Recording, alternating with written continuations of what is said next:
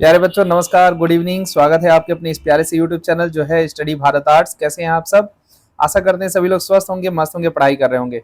तो चलिए एक बार फिर हम लोग बढ़ते हैं आगे और भूगोल के इस क्रम में देखते हैं छठा अध्याय जो है द्वितीय क्रिया के रूप में, आज उसका तीसरा लेक्चर। तो सभी को मेरा एक बार नमस्कार, गुड इवनिंग। सभी लोग कैसे हैं? स्वस्थ हैं, मस्त हैं, पढ़ाई चल रही है सबकी? तो चलो बच्चों, आज हम लोग देखते हैं जो हमारा द्वितीय क्रिया है इसका तीसरा लेक्चर।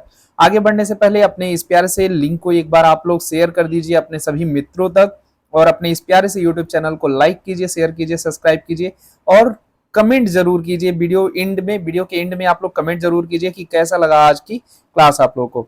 तो बढ़ते हैं आगे। आज हम लोग देखेंगे, जैसा कि आप लोग को पता है, आज हम लोग देखेंगे यहाँ पे छठा अध्याय जो है द्वितीय क्रिया के रूप में। इसके अंतर्गत परंपरागत बड़े पैमाने पे जो उद्योग हैं उनको देखेंगे। जर्मनी का रोहर क्षेत्र को देखेंगे, इसके बाद लौह एवं इस्पात क्षेत्र को देखेंगे, फिर हम लोग सूती वस्त्र उद्योग, और इसके आगे हम लोग देखेंगे उच्च प्रौद्योगिकी वाले जो संकल्पनाएं हैं उनको। तो आप सभी का बहुत बहुत स्वागत है अपने इस प्यारे से यूट्यूब चैनल जो है स्टडी भारत आर्ट्स। अपने इस प्यारे से यूट्यूब चैनल को जो है स्टडी भारत आर्ट, इसे ज्यादा से ज्यादा आप लोग लाइक करें, शेयर करें और उन मित्रों तक शेयर करें ज्यादा से ज्यादा जो भी बिहार बोर्ड, यूपी बोर्ड या एनसीईआरटी पैटर्न से जो भी तैयारी करते हैं, किसकी, आर्ट्स की। तो आर्ट्स के सभी जो भी तैयारी करने वाले बच्चे हैं उन सभी के लिए ये होने वाला है बहुत ही इंपॉर्टेंट। तो आप लोग उसे प्लीज ज्यादा से ज्यादा शेयर कीजिए। चलिए बढ़ते हैं आगे, शुरू करते हैं आज का लेक्चर जो होने वाला है बहुत इंपॉर्टेंट आप लोग के लिए। तो सबसे पहले हमें यहाँ ये देखना है कि हम जो देख रहे हैं वो क्या देख रहे हैं। हम यहाँ पे देख रहे हैं कि मानव भूगोल, और ये है द्वितीय क्रिया। प्राथमिक क्रिया के अंतर्गत आप लोगों ने देखा था, हम कृषि की बात कर रहे थे, कृषि के बारे में चर्चा हुई थी। लेकिन द्वितीय क्रिया में हम विनिर्माण उद्योग के बारे में बात करते हैं। किसके बारे में? विनिर्माण उद्योग। ठीक है, तो विनिर्माण के बारे में आप लोग यहाँ बात कर रहे हैं, और विनिर्माण के अंतर्गत हम आ चुके हैं द्वितीय क्रिया में। ठीक है, तो विनिर्माण उद्योग की बात हम लोग करेंगे। विनिर्माण में हमने देखा था कि जो प्राथमिक वस्तुएं उनका उपयोग करके मूल्यवान वस्तुओं में परिवर्तित करना। देखिए अब यहाँ पे हम आ चुके हैं परंपरागत बड़े पैमाने वाले औद्योगिक प्रदेश, जो पुराने समय से ही बड़े औद्योगिक प्रदेशों के रूप में जाने जाते हैं, उनके बारे में हम यहाँ देखेंगे। तो देख सकते हैं आप, परंपरागत औद्योगिक प्रदेशों की पहचान निम्नलिखित तीन विशेषताओं पे, याद रखिएगा, तीन विशेषताओं के आधार पे हम उनको पहचान सकते हैं। पहला, निर्माण उद्योग में रोजगार का उच्च अनुपात। क्या होना चाहिए? जो भी निर्माण उद्योग है उसमें उच्च अनुपात होना चाहिए, किसका? रोजगार का। दूसरा, अनाकर्षण वातावरण, यानी कि वो आकर्षित नहीं करता है, वहां पे बस ये है कि काम है तो काम है। नए अगर आप इंडस्ट्री देखें तो वो आकर्षित करते हैं आपको, ठीक है ना। बेरोजगारी की समस्या, उत्प्रवास, बंद कारखानों का परित्याग, भूमि क्षेत्र, यानी ये तीन आपके ऐसे कारण हैं जो परंपरागत औद्योगिक क्षेत्र की पहचान करने में आपको मदद करते हैं। तो बहुत अच्छे से इन तीनों को आप देख लीजिएगा, क्योंकि ये होने वाले हैं बहुत इंपॉर्टेंट, 2 नंबर में पूछे जाते हैं। आगे बढ़ते हैं, बड़े उद्योगों की विशेषता। अब देखिए यहाँ पे हम देख रहे हैं बड़े उद्योगों की विशेषता। बड़े उद्योग कौन है? बड़े उद्योगों के रूप में आप देखेंगे कि जैसे आपके लौह इस्पात हुए या सूती वस्त्र हुए, या ऐसे जो उद्योग हैं वो बड़े पैमाने पे आते हैं। देखिए, कौशल का विशिष्टीकरण, जो भी बड़े पैमाने पे उद्योग होंगे वहां स्किल्ड पर्सन का, यानी कि जिनके अंदर कोई गुण है, विशेष गुण है, उनका बहुत महत्व होता है, क्योंकि उनके आधार पे उस कंपनी का क्या होता है, ज्यादा से ज्यादा हम कह लें कि आगे की तरफ बढ़ते हैं, यानी विकास होता है। आधुनिक उद्योगों में उत्पादन बड़े पैमाने पर होने के कारण कौशल का विशिष्टीकरण हो जाता है, जिसमें प्रत्येक कारीगर निरंतर एक ही प्रक्रिया का कार्य करता है। कारीगर निर्दिष्ट कार्य के लिए प्रशिक्षित होते हैं। अब यहाँ पे जो बड़े उद्योग होंगे उसमें हर काम को करने के लिए एक विशिष्ट प्रकार के लोग होंगे, उनको वही काम करना है। ऐसा नहीं कि जो मन मिले वही कार्य कर लो, नहीं, हर कोई अपने अपने कार्य में फिक्स होता है, वही वो कार्य करता है। अगला है यांत्रिकरण, यानी मशीनों का उपयोग। यांत्रिकरण से तात्पर्य है कि किसी भी कार्य को पूरा करने के लिए मशीनों का प्रयोग करना। अब आप देखते होंगे कि मतलब ज्यादा से ज्यादा अब कोई भी उद्योग है तो उनमें हम लोग क्या कर रहे हैं, मशीनों को ही इन्वॉल्व करते जा रहे हैं। और मशीनें क्या कर रही हैं, हमारी समय बचाती हैं, हमारी ऊर्जा बचाती हैं, जिसके आधार पे हम जल्द से जल्द उनको लेकर के आगे बढ़ते हैं। तो देखिए, यांत्रिकरण से तात्पर्य है कि किसी भी कार्य को पूरा करने के लिए मशीनों का उपयोग करना। आधुनिक उद्योगों स्वचालित यांत्रिकी की विकास विकसित अवस्था है। ये क्या हो गई, ये पुराने ही हम कहें उद्योगों की विकसित अवस्था, यानी कि अब ये क्या हो चुकी है, विकास के क्रम पे ऊपर आ चुकी है। अगला देखिए, प्रौद्योगिकी नवाचार। प्रौद्योगिकी नवाचार, अब हम जो भी नए नए जिस भी क्षेत्र में बढ़ रहे हैं उसके नए नए संसाधनों से जुड़ना ही प्रौद्योगिकी नवाचार होता है। चाहे कैसे, आधुनिक उद्योगों में नए तकनीकी ज्ञान, यानी कि उस क्षेत्र में क्या नया आया, शोध हो रहा है तो विकास के नाम पे किस प्रकार के हो रहे हैं, क्या चीजें आगे उसमें की जा रही हैं, युक्तियों का सम्मिलित किया गया है कि नहीं, जिसमें विनिर्माण की गुणवत्ता को नियंत्रित करना है। विनिर्माण की गुणवत्ता यानी कि ऐसी गुणवत्ता जो हम किसी भी चीज के नए जब उत्पादन करते हैं, यानी कि नए रूप में जब उसको प्रस्तुत करते हैं तो उसमें वो हमें मिलते हैं। अपशिष्टों का निस्तारण व अदक्षता को समाप्त करने व प्रदूषण के विरुद्ध संघर्ष करना मुख्य है। देखिए, जो भी अपशिष्ट पदार्थ निकल रहे हैं फैक्ट्रियों से, उनको अच्छे से ले जाकर के हम डिकम्पोज कर रहे हैं, और इसके द्वारा जैसे जो प्रदूषण हो रहा है ना, इस पे नियंत्रण करना, यानी कि बहुत ज्यादा प्रदूषण अगर हो रहा है, किस प्रकार से हम इस पे नियंत्रण कर सकते हैं, ये सारी चीजें हमारी किसमें आती है, प्रौद्योगिकी नवाचार में। देखिए, विकास जितना ज्यादा हम कर रहे हैं तो उसी हिसाब से हमारा रेशियो बढ़ता जा रहा है, किसका, जो प्रदूषण है। लेकिन हाँ, हम अगर सोच समझ कर चीजें करें तो इन प्रदूषण पे नियंत्रण पाया जा सकता है। बहुत तो कम नहीं होगा, लेकिन हाँ कुछ हद तक कम हो सकता है। ठीक है, तो चलिए आगे बढ़ते हैं, अगला टॉपिक देखते हैं। समझ में आ रहा है सबको? बहुत ध्यान से समझना है ये सारी चीजें, क्योंकि ये सारी चीजें होने वाली हैं आप लोगों के लिए बहुत ही इंपॉर्टेंट। तो इन चीजों को बहुत अच्छे से समझते हुए आगे बढ़ते रहते हैं। ठीक है, देखिए, संगठनात्मक ढांचा। अब जो भी ये उद्योग हैं इनका क्या है, अगर हम संगठन के रूप में इनको लेकर के चलें, यानी एक रूप में लेकर के चलते हैं, जब भी हम इनको एक रूप में चलते हैं, देखिए कोई भी कंपनी बड़ी कंपनी होती है तो उसका एक अपना क्या होता है, प्रभाव होता है। तो अगर हम एक रूप में लेकर के चलते हैं तो किस प्रकार से हमें देखने को मिलता है, ये देखिए, इसके अतिरिक्त बड़े पैमाने पर होने वाले विनिर्माण में संगठनात्मक ढांचा बड़ा, पूंजी का निवेश अधिक, कर्मचारियों में प्रशासकीय अधिकारी वर्गों का बाहुल्य होना। बड़ी कंपनी है, बड़े पैमाने पे क्या होगी, वस्तुओं का उत्पादन करेगी, यानी जो भी बनाएगी बहुत ज्यादा बनाएगी, लोग ज्यादा लगेंगे, पूंजी ज्यादा लगेगी, पूंजी मतलब पैसा, मैंने शुरू में ही आप लोगों को बताया था, निवेश करना पड़ेगा, कर्मचारी लोग भी ज्यादा लगेंगे, और उसमें प्रशासक, उनको देख रेख करने के लिए, उनके देख रेख के लिए कर्मचारी भी ज्यादा लगेंगे प्रशासकी के रूप में। ठीक है, अब इसी तरह देखिए, पुराने जमाने में होते थे धुएं की चिमनी वाला उद्योग, बहुत होते थे। अब तो इनको खैर कम कर दिया गया है, लेकिन अभी भी है, ऐसा नहीं है, अभी भी हैं, बहुत सारे हैं। ठीक है, चलिए देखिए, परंपरागत बड़े पैमाने वाले उद्योग, औद्योगिक प्रदेश जिसमें कोयला खदानों के समीप स्थित धातु पिघलाने वाले उद्योग, भारी इंजीनियरिंग, रसायन निर्माण इत्यादि कार्य किया जाता है, इन्हें धुआं या चिमनी वाले उद्योग भी कहा जाता है। क्यों? क्योंकि आप देखते हैं, मैंने शुरू में ही आप लोग को बताया था, ये मान लीजिए कि फैक्ट्री है, ठीक है, ऐसे, ये है फैक्ट्री। ठीक, अब यहां से निकलता रहता है धुआं, ठीक है, यहाँ से धुआं निकल रहा है, तो इनके धुएं निकलने के कारण यही चिमनी होती है। ये क्या है, ये है चिमनी।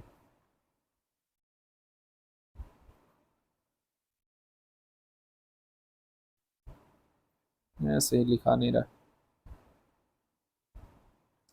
ठीक है। चिमनी जो होती है, ये जो उठा हुआ भाग आप देख सकते हैं यहाँ पे, तो यही होती है चिमनी। ठीक है, चिमनी से धुआं ऊपर, मतलब कि सारा धुआं खींच करके वो ऊपर की तरफ निकालता है। ठीक है, देखिए, जर्मनी का रूहर कोयला क्षेत्र। अब हम आ चुके हैं दूसरे टॉपिक पे, जर्मनी का रूहर कोयला क्षेत्र। ये कोयला क्षेत्र है, तो अभी आपने ऊपर देखा धुएं की चिमनी कहाँ होती है, कोयले के खदानों के समीप। आपने देखा ना, यहाँ देखिए ऊपर, ऊपर लिखा हुआ है कोयले के खदानों के समीप। यहाँ देखिए फिर से, कोयले के खदानों के समीप, तो कोयले के खदानों के समीप स्थित धातु पिघलाने वाले भारी उद्योग। तो हम जर्मनी का कोयला क्षेत्र देख रहे हैं, तो कोयले क्षेत्र के पास भी चिमनियां हो सकती हैं। जर्मनी देश में स्थित रूहर कोयला क्षेत्र यूरोप महाद्वीप का सर्व प्रमुख औद्योगिक क्षेत्र, यानी कि वहां का सबसे प्रमुख औद्योगिक क्षेत्र, कहाँ का, यूरोप का। लोहा तथा इस्पात, याद रखिएगा, लोहा तथा इस्पात इस औद्योगिक प्रदेश की अर्थव्यवस्था के प्रमुख आधार हैं, यानी वहां से सबसे मुख्य रूप से लोहा और इस्पात का उत्पादन होता है। जर्मनी के कुल इस्पात का उत्पादन 80% भाग इसी रूर कोयला क्षेत्र से उत्पादित होता है। सोचिए, 80% अकेले क्या कर रहा है, ये रूर कर रहा है, कितना, 80%। ठीक है, 80% अकेले, तो यही 80% लेकर के वो क्या कर रहा है कि सबसे ऊपर है। ठीक है, तो जर्मनी का रूर क्षेत्र। अब देखिए, अगर हम आगे बढ़ते हैं, स्वच्छंद उद्योग की विशेषता। स्वच्छंद उद्योग क्या होते हैं? जैसे आपने देखा था कि एक ऐसा उद्योग जिसपे नियंत्रण हम खुद के रूप में या अपने मर्जी से उसमें कुछ भी कर सकते हैं, उत्पादन कर सकते हैं या चीजें कर सकते हैं। स्वच्छंद उद्योग व्यापक विविधता वाले स्थानों में स्थित होते हैं। ये किसी विशिष्ट प्रकार के कच्चे माल पर निर्भर नहीं होते। इनको जरूरी नहीं है कि कुछ एकदम विशेष प्रकार का कच्चा माल आएगा तभी इनसे उत्पादन करेंगे, नहीं, जो मिला जिस प्रकार से मिला हम उसको लेकर के ही चल देते हैं, ठीक है, उससे ही उत्पादन करते हैं। ये उद्योग संगठन पुर्जों पर निर्भर होते हैं। ये क्या है? संगठन पुर्जों पे निर्भर होते हैं, यानी कि जो लोग इसमें काम करते हैं एकजुट होकर के ये सभी कार्य में लगे रहते हैं। इनमें कम मात्रा में उत्पादन होता है। उत्पादन की मात्रा क्या होती है? कम होती है। लेकिन अभी पिछले वाले में देखा था आपने, औद्योगिक वाले में, कि वहां उत्पादन बहुत अधिक होता है। इन उद्योगों में श्रमिकों का भी कम आवश्यकता होती है। श्रमिक भी यहाँ कम लगते हैं, यानी कि बस जरूरत भर के यहाँ पे श्रमिकों को लिया जाता है। सामान्यतः ये उद्योग प्रदूषण नहीं फैलाते। अब देखिए ये क्या है? ये इको फ्रेंडली है, इको फ्रेंडली है, ठीक है। तो ये प्रदूषण नहीं फैलाते, तो ये इस तरह से अच्छे हैं। स्वच्छंद उद्योग को हम प्रदूषण के रूप में अच्छा मान करके चल सकते हैं, ठीक है, क्लियर है। चलिए देखिए, कृषि व्यापार एवं कृषि कारखाने। अब कैसे खेती या उससे संबंधित कारखानों को हम लेकर के चलते हैं, उन्हें भी देख लेते हैं। कृषि व्यापार एक प्रकार का व्यापारिक कृषि है जो औद्योगिक पैमाने पर की जाती है। किसके? उद्योगों के लिए किया जाता है, यानी उद्योगों में लगने वाले जरूरतों को पूरा करने के लिए कृषि जो की जाती है वो औद्योगिक कृषि कहलाती है। वित्त पोषण वह व्यापार कहलाता है जिसकी मुख्य रुचि कृषि से बाहर हो। अब वित्त पोषण, वित्त पोषण मतलब जो पैसे का प्रवाह करे, जिनके आधार पे हम पैसे का प्रबंध करते हैं, वे हमारे क्या होते हैं? मुख्य रूप से कृषि से बाहर, यानी खेती से बाहर वाले ऐसे उद्योग। यह फार्म से आकार में बड़े यांत्रिकृत रसायनों पर निर्भर व अच्छी संरचना वाले होते हैं। इनको कृषि कारखाने भी कहा जाता है। इनको क्या कहा जाता है? कृषि कारखाना भी कहा जाता है, ठीक है। तो कृषि व्यापार क्या होगा? जो मुख्य रूप से कृषि पे आधारित होते हैं। चलिए जी, एक बहुत ही अच्छी लाइन है आप लोग के लिए, तो देखिए और समझने का प्रयास कीजिए। फिर से प्रयास करने से मत घबराना, क्योंकि इस बार शुरुआत शून्य से नहीं अनुभव से होगी।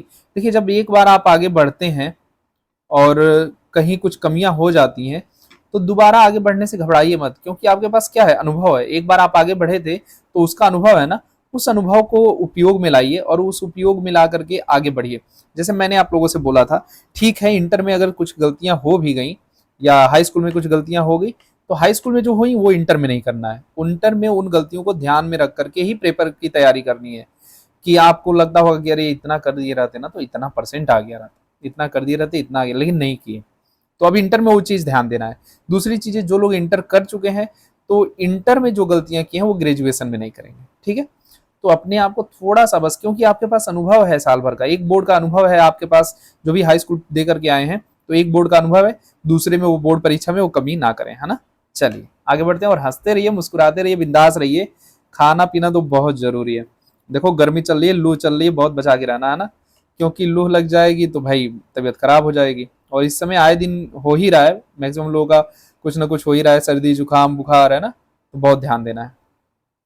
देखो जी, कहीं भी आप लोग जाइए सर ढक करके जाइए और प्रॉपर कोशिश कीजिए कि बॉटल आपके पास पानी की जरूर हो। देखिए, लौह इस्पात उद्योग को आधारभूत उद्योग क्यों कहा जाता है? आपने देखा ये क्वेश्चन पूछे जाते हैं, बहुत इंपॉर्टेंट है, मैं फिर लिख दे रहा हूं यहाँ पे। ये क्वेश्चन आप लोगों से कई बार पूछा गया है बोर्ड में, तो इसको देख लीजिएगा, बहुत इंपॉर्टेंट है। लौह इस्पात उद्योग के उत्पाद को अन्य वस्तुओं बनाने के लिए कच्चे माल के रूप में किया जाता है। अब देखो, लोहा और इस्पात लगभग हर फैक्ट्री, हर जगह, हर मशीन में यूज होती है, तो इनको अन्य के लिए उपयोग करते हैं, इसीलिए इसको आधारभूत उद्योग कहते हैं, ठीक है ना, में लाया जाता है, इसलिए इसे आधारभूत उद्योग कहते हैं। जैसे लोहा इस्पात उद्योग वस्त्र उद्योग व अन्य उद्योग के लिए मशीनें बनाता है, अतः यह भी सभी के लिए आधार प्रदान करता है, ठीक है ना। लोहा इस्पात उद्योग को भारी उद्योग क्यों कहा जाता है? देखो भारी, इनको एक देश के एक कोने से दूसरे कोने ले जाना रहे तो बहुत प्रॉब्लम होती है, ठीक है।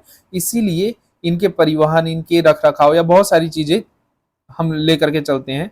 और लोहा क्या है? भारी होता ही है। देखो, लौह इस्पात उद्योग को भारी उद्योग कहते हैं क्योंकि इसमें बड़ी मात्रा में भारी भरकम कच्चा माल उपयोग में लाया जाता है। इसके उत्पादन भी भारी होते हैं और इसको यहाँ से वहां करना, देखते हैं ट्रेनों पे उसको रोल करके मालगाड़ियों से एक जगह से दूसरी जगह जाता है।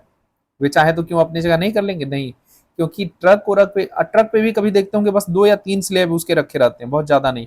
तो उतने में ही इतना वजन हो जाता है कि बहुत ज्यादा रखेंगे कैसे, जबकि बोरी देखो उतनी ऊपर ऊपर तक लाद लेते हैं लोग, है ना, गाड़ी से भी ऊपर ऊपर तक। अगला देखिए, प्रौद्योगिकी ध्रुव मतलब जहां हम क्या कर रहे हैं कि टेक्नोलॉजी को लेकर के चल रहे हैं, उसका केंद्र बिंदु क्या है, टेक्नोलॉजी का केंद्र बिंदु। ये वे उच्च प्रौद्योगिकी जो प्रादेशिक रूप में संकेंद्रित हैं, आत्मनिर्भर तथा उच्च विशिष्टता लिए होते हैं, उन्हें प्रौद्योगिकी ध्रुव कहा जाता है। जैसे उदाहरण सिलिकॉन घाटी संयुक्त राष्ट्र अमेरिका में है, बेंगलुरु में भी भारत में सिलिकॉन घाटी है, और सिएटल के समीप सिलिकॉन वन घाटी है।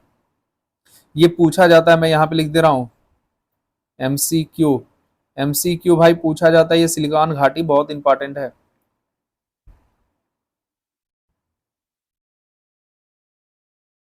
ये एमसीक्यू में सिलिकॉन घाटी बेंगलुरु या सिलिकॉन घाटी अमेरिका जरूर पूछा जाता है, बहुत इंपॉर्टेंट है, आप लोग इसे जरूर देख लीजिएगा और रिवीजन करते रहिए, पढ़ते रहिए। जितनी चीजें पढ़ा रहा हूं ना उतनी चीजें पढ़ लीजिए, जितनी इसमें आपको दे रहा हूं इतनी चीजें अगर आप एग्जाम तक 10-15 बार इसको एक बार पढ़ लेते हैं ना, हर लेक्चर को 10-15 बार आप अगर रिवाइज कर लेते हैं, फिर उसके बाद देखिए पेपर में कहीं क्वेश्चन छूटे। अभी आपका मंथली टेस्ट होगा ना, जितना पढ़ाए उसको पढ़ के जाइएगा, मंथली टेस्ट दे के देखिएगा, आप एकदम निश्चिंत रहिए, बहुत अच्छा नंबर आएगा। जंग का कटोरा, जंग का कटोरा क्यों कहा जाता है ये भी देख लीजिए। नाम, ये जंग का कटोरा नाम संयुक्त राष्ट्र अमेरिका की में स्थित पिट्सबर्ग को जंग का कटोरा नाम से जाना जाता है, याद रखिएगा एमसीक्यू में, ठीक है। क्योंकि पिट्सबर्ग लौह उत्पादन का प्रमुख क्षेत्र था, जिसका महत्व अब घट गया है। हुआ करता था, लौह उत्पादन के लिए हुआ करता था, लेकिन अब इसका महत्व घट गया है। तो उस लौह इस्पात उद्योग को भी देख लेते हैं। लौह इस्पात उद्योग को आधारभूत उद्योग भी कहा जाता है, सबको पता है क्यों, क्योंकि भारी है और इनसे अन्य विभिन्न प्रकार की चीजों का निर्माण करते हैं जो हमारे उपयोग में आती हैं। परंपरागत रूप से लौह इस्पात उद्योग की अवस्थिति कच्चे माल के स्रोत के समीप ही होती है। मैंने बोला ना, भारी भरकम होते हैं, इसको कोशिश यही किया जाता है जहां पाया जाए वहीं आसपास में इसके फैक्ट्री लगाया जाए। उत्तरी अमेरिका, यूरोप तथा एशिया के कुछ विकसित राष्ट्रों में लौह इस्पात का संकेंद्रण प्रमुख रूप से देखने को मिलता है। संकेंद्रण मतलब कि आपने अभी देखा था ना, और प्रौद्योगिकी ध्रुव, तो उसी को संकेंद्रण कहते हैं। संयुक्त राष्ट्र America, Great Britain, Germany, Belgium, Luxembourg, Netherland तथा रूस के अलावा जापान, चीन, भारत लौह इस्पात के प्रमुख उत्पादक देश हैं। मतलब ये सभी क्या है, जहां से लोहा ज्यादा से ज्यादा निकलता है, वे सारे क्षेत्रों के नाम है, सारे देशों के नाम है। पिट्सबर्ग क्षेत्र का महत्व अब घट रहा है, इसी कारण इसे जंग का कटोरा कहा जाने लगा, ठीक है ना। अभी ऊपर आपको मैंने पढ़ाया, तो जंग का कटोरा क्यों कहा जाने लगा, पहले यहां से बहुत ज्यादा उत्पादन होता था, अब उसका महत्व कम हो गया है, ठीक। चलो जी, सूती वस्त्र उद्योग, ये भी किस में आते हैं, ये भी आपके आते हैं भारी, है ना, बड़े। सूती वस्त्र उद्योग का आवश्यक कच्चा माल उत्तम किस्म का कपास है, जो प्रमुख रूप से भारत, चीन, संयुक्त राष्ट्र अमेरिका, पाकिस्तान, उज्बेकिस्तान, मिस्र में उत्पादित होता है। अक्सर ये वहीं पे उत्पादित होता है जहां थोड़ी उच्च जलवायु होती है, मतलब कि टेम्परेचर, तापमान जो है 25 से प्लस ही रहना चाहिए, है ना। और कहने का मतलब ये है कि होते हैं, अच्छे होते हैं, है ना। काटन निकालते हैं, काली मिट्टी होनी चाहिए, ये सारी चीजें इनकी। ग्रेट ब्रिटेन, उत्तरी पश्चिमी यूरोपियन देशों तथा जापान अपने यहाँ तक के सूती कपड़े उद्योग के आयातित कपास का उपयोग करते हैं। यानी ये सभी देश लोग हमारे यहाँ से जो सूती कपड़े जाते हैं या कपास जाते हैं उनका उपयोग करते हैं। वर्तमान में यह उद्योग कम श्रम लागत वाले देशों में स्थानांतरित हो रहा है। पहले अपने यहाँ था, लेकिन अब ये ज्यादातर उन क्षेत्रों में परिवर्तित हो रहा है जहां श्रम, जो मतलब मेहनत करने वाले लोग हैं, वो कम पैसे में ही कार्य कर देते हैं। अब ऐसे क्षेत्रों में ये ट्रांसफर हो रहा है, ठीक है। तो सूती वस्त्र उद्योग समझ में आया आप लोगों को। देखिए, अब आते हैं उच्च प्रौद्योगिकी की संकल्पना, किस प्रकार से जो बड़े स्तर पे हम देख रहे हैं कि हमारी प्रौद्योगिकी है, उनका क्या महत्व है, उसको देख लेते हैं, क्योंकि ये भी बहुत इंपॉर्टेंट है आप लोगों के लिए। तो चलिए देखिए, उच्च प्रौद्योगिकी उद्योग निर्माण क्रियाओं की नवीनतम पीढ़ी है। अब देखिए, प्रौद्योगिकी क्या है, टेक्नोलॉजी। आज का मॉडर्न युग जो है वो टेक्नोलॉजी पे ही तो चल रहा है। टेस्ला कार, है ना टेस्ला कार सबसे मॉडर्न अगर हम देख लें तो है, जिसमें उन्नत वैज्ञानिक एवं इंजीनियरिंग उत्पादों का निर्माण गहन शोध एवं विकास के माध्यम से किया जाता है। यानी इन सभी को वर्षों के रिसर्च के बाद उनके पॉजिटिव परिणाम के रूप में इसको मार्केट में लाया जाता है, ठीक है। उच्च प्रौद्योगिकी उद्योग के अंतर्गत यंत्र मानव कंप्यूटर आधारित डिजाइन तथा निर्माण, धातु पिघलाने एवं शोधन संबंधी इलेक्ट्रॉनिक नियंत्रण व नवीन रासायनिक व औषधीय उत्पादन प्रमुख रूप से सम्मिलित है। यानी इन सभी चीजों को हम लोग क्या करते हैं, उच्च प्रौद्योगिकी में सबसे प्रमुख क्या है, मनुष्य। और मनुष्य किन चीजों को लेकर के चल रहा है, कंप्यूटर आधारित सारी चीजें। अब वो कंप्यूटर से, इलेक्ट्रॉनिक से, बिजली से हर चीजों को नियंत्रित करके उनको आगे के रूप में लेकर के चल सकता है ना। ऐसे उच्च प्रौद्योगिक जो किसी विशिष्ट प्रदेश में संकेंद्रित होते हैं, आत्मनिर्भर एवं उच्च विशेषता लिए होते हैं, उन्हें प्रौद्योगिकी ध्रुव कहा जाता है। अभी मैंने पिछले आप लोगों को टॉपिक में बताया था प्रौद्योगिकी ध्रुव। सैन फ्रांसिस्को के समीप सिलिकॉन घाटी एवं सिएटल के समीप सिलिकॉन वन प्रौद्योगिकी ध्रुव के अच्छे उदाहरण हैं। किनके अच्छे उदाहरण हैं, तो ये लोग याद कीजिएगा कि किसके, प्रौद्योगिकी ध्रुव के अच्छे उदाहरण है कौन, सिलिकॉन वैली और सिलिकॉन घाटी, वन घाटी है ना। चलिए, विश्व अर्थव्यवस्था में निर्माण उद्योग का बड़ा योगदान है। कोई भी चीज निर्माण उद्योग, देखो जिसको तेजी से, जिस देश को तेजी से अपना विकास करना रहता है ना, वो द्वितीयक तृतीयक क्रिया पे ध्यान देती है, यानी कि विनिर्माण पे और सेवा सेक्टर पे। लौह इस्पात, वस्त्र, मोटर गाड़ी निर्माण, पेट्रो रसायन व इलेक्ट्रॉनिक्स आदि के विश्व के प्रमुख उद्योग हैं। ये सभी क्या है, ये विश्व स्तर के बहुत प्रमुख उद्योग हैं जिनका महत्व बहुत ज्यादा है। ठीक है, कौन, इलेक्ट्रॉनिक्स हुए, पेट्रो रसायन हुए, मोटर गाड़ी हुए, ये सभी बहुत मांग है इनकी विश्व के मार्केट में। तो ये क्या हो गए, ये एक तरीके से बहुत आगे हो गए। चलिए जी देखिए, अब हम यहाँ देखते हैं, ये हैं आपके आज के डीपीपी के प्रश्न। एक बार अपने इन सभी प्रश्नों को जरूर चेक किया कीजिए, ठीक है ना। ये आपके होमवर्क के लिए प्रश्न है मेरी तरफ से। और इतना ही नहीं, जो आज मैंने आप लोग को थ्योरी पढ़ाई, उस थ्योरी को एक बार जरूर चेक कीजिएगा और घर पे पढ़ा जरूर कीजिए। रिवीजन जब आप करेंगे तभी आपके नंबर अच्छे आएंगे। ये आपके 5 क्वेश्चन हैं डीपीपी के रूप में, ठीक है। और आगे देखते हैं, आप लोग के लिए शॉर्ट लॉन्ग क्वेश्चन भी हैं 3 लगभग। देखो जी, अगर आप देखेंगे, जर्मनी में नया रूर भूदृश्य विकसित हो रहा है, इसका तनकी स्पष्ट कीजिए। तो ये उस पे आप देख सकते हैं कि 80% निकाला जाता था कोयला, भी मैंने आप लोगों को बताया, उसके ऊपर ये पूरा प्रश्न है। तो आप देख लीजिएगा, जर्मनी के रूर के ऊपर ये पूरा प्रश्न है। आप लोग पिछली चीजों को जरूर रिवाइज कीजिए और जो जिस दिन पढ़ाया जाता है उसको और अच्छे से पढ़िए। लौह इस्पात उद्योग, ये आपके जो है शॉर्ट आंसर हैं, इनको भी जरूर देख लीजिएगा। सूती वस्त्र उद्योग के विश्व वितरण के वर्णन में संक्षेप में इनको आपको करना है, ये भी देख लीजिएगा, ये आपके होमवर्क है। अगला अगला हम देखिए, ये है आपके डीपीपी के आंसर 2 तारीख के, 2 अप्रैल के, ठीक है ना। सॉरी 2 मई होगा, 2/5 होगा, तो मैं यहाँ लिख दे रहा हूँ 2/5/24, 2 मई है भैया। जो भी पॉलिटी की क्लास गई थी उसकी है ना, ठीक है, ध्यान दीजिएगा। और आप लोग हंसते रहिए, मुस्कुराते रहिए, एकदम ऐसे है ना, खुल के मुस्कुराते रहो और सारी चीजों का रिवीजन करते रहिए। जहां जो भी चीजें ना समझ में आती हैं एक बार बताइए, सारी चीजों को सॉल्व करने का प्रयास किया जाएगा, ठीक है। देखिए, उच्च प्रौद्योगिकी हम लोगों ने देखा, उच्च औद्योगिक क्षेत्र,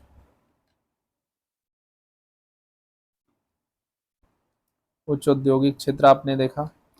फिर आपने क्या देखा, जर्मनी, जर्मनी का रूर देखा। फिर आप लोगों ने देखा, देखिए डीपीपी और शॉर्ट, ठीक है, शॉर्ट लॉन्ग क्वेश्चन देखे। ये सारी चीजें आप लोगों ने आज देखी। अगली जो क्लास होगी वो क्या होगी, रिवीजन और टेस्ट पे होगी। अध्याय 6, अध्याय 6, यानी कि कौन, द्वितीय क्रिया।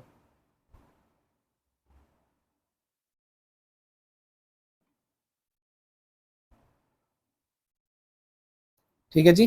तो अगला जो आपका टॉपिक होगा वो होगा इस पे। तो अपने इस प्यारे से यूट्यूब चैनल पे बने रहिए और अपने इस प्यारे से यूट्यूब चैनल जो है स्टडी भारत आर्ट्स, इसे आप लाइक कीजिए, शेयर कीजिए, सब्सक्राइब कीजिए, ज़्यादा से ज़्यादा मित्रों तक, ज़्यादा से ज़्यादा लोगों तक इस चैनल को शेयर कीजिए, ताकि सभी लोग अच्छी क्वालिटी के कंटेंट फ्री में पा सकें और अच्छे से पढ़ सकें, जो भी उनकी समस्याएं हैं वो सॉल्व हो सके बोर्ड के रूप में। या कंपटीशन के रूप में आप देख सकते हैं।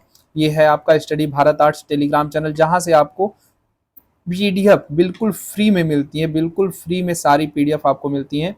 और यहाँ से आप कंपटीशन के रूप में सीयूटी की भी तैयारी करें। देख रहे हैं यहाँ पे सीयूटी के सारे नोट्स पड़े हुए हैं, यानी सीयूटी के आर्ट्स के सारे नोट्स आपके पड़े हुए हैं। आप यहाँ आकर के विजिट करके उन सीयूटी के नोट्स को भी पढ़ सकते हैं और लाइव क्लास में भी आप सीयूटी को देख सकते हैं। तो प्यारे बच्चों, मिलते हैं आप लोगों से अगले लेक्चर में। बेल आइकन दबाना ना भूलें, अपने इस चैनल को लाइक और शेयर और सब्सक्राइब करना ना भूलें। इसके साथ साथ कमेंट जरूर कीजिएगा कैसा लगा आज का क्लास। मिलते हैं आपसे अगले लेक्चर में, तब तक के लिए स्वस्थ रहिए, मस्त रहिए, बिंदास रहिए, रिवीजन जरूर कीजिए। गुड नाइट, शुभ रात्रि, नमस्कार।